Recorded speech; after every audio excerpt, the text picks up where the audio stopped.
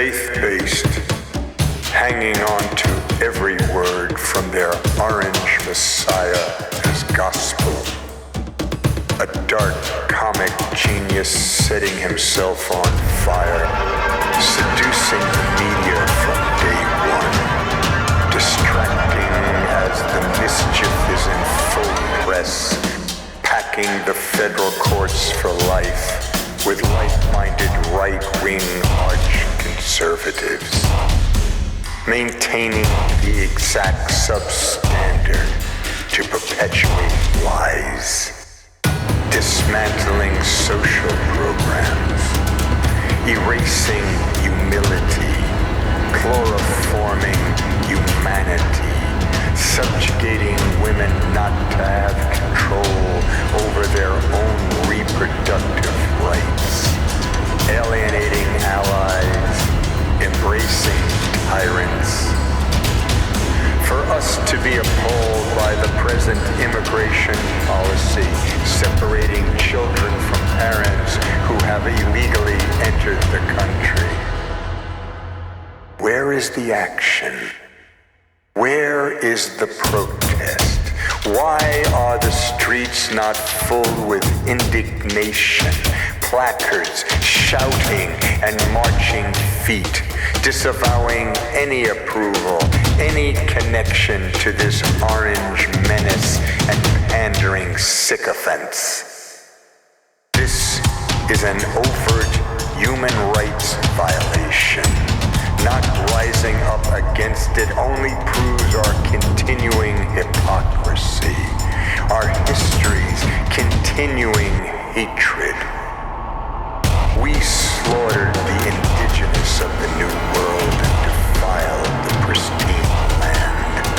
Through our self-righteous piety for God, glory, and gold, millions died. We slaughtered our American indigenous, stole their land, and then the concentration camps of reservations, separating their children from their parents, putting them into orphanages, taking their language away, taking their culture away, all under the auspices of Christianity, punishing these children harshly if they didn't abandon who they were. And African slaves brought to the Americas from 1525 to 1866, affecting 12.5 million, where 1.8 million died in transit. 388,000 brought to the United States. King Cotton ruled the day. Capitalism at its best, demonic indifference, rationalized through Christianity, leading to the Civil War, rationalized pro and con, killing 700,000+ of ourselves. And then, in spite of the January 1, 1863 Emancipation Proclamation by Lincoln, slavery continued.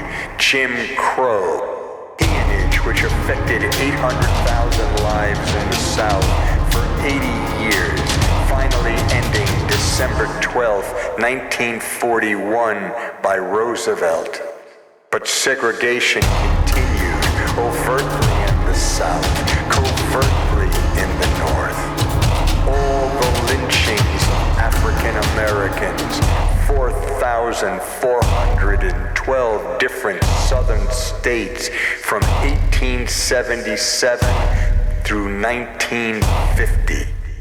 All the photo ops by those who relished the event, making sure their face was clearly documented. Men, women, and children posing in their Christian righteousness, their specific communal piety. And then, concentration camps for our own Japanese citizens during World War II under Roosevelt. And now, slavery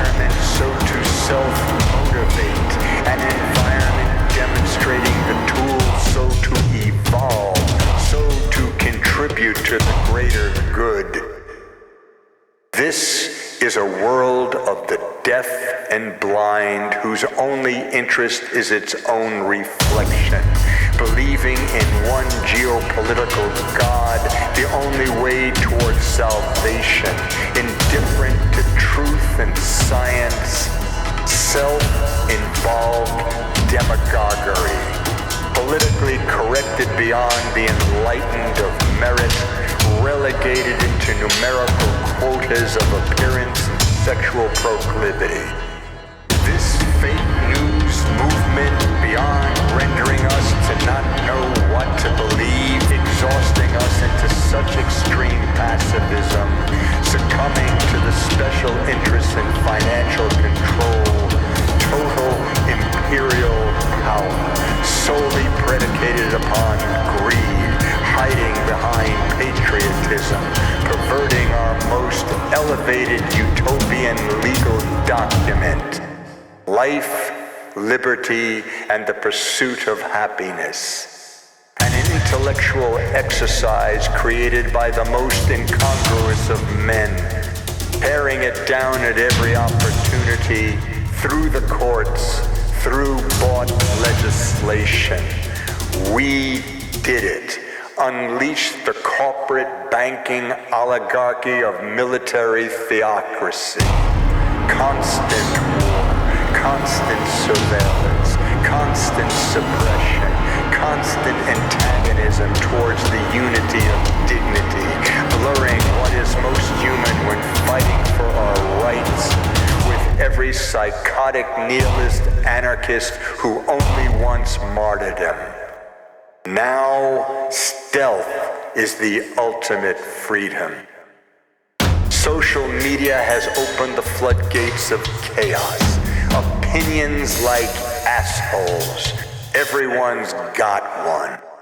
And AI is listening, documenting every transaction, every idea, every interest, every opinion, every titillation, surmising our motivations and outcome.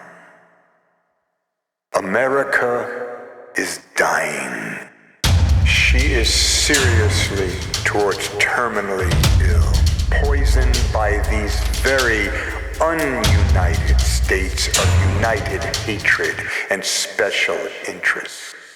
How can we possibly be moved by children separated from their parents when it is we who have separated ourselves from the greatest utopian legal promise ever created? If America is allowed to perish through the wanton greed of the corporate United States, the lights will go out around the world. Material-driven fascism will be the striving impetus, whether from the boardroom or the individual. Soulless, reptilian lust, impulse-driven, predatorily cannibalistic nihilism. Enough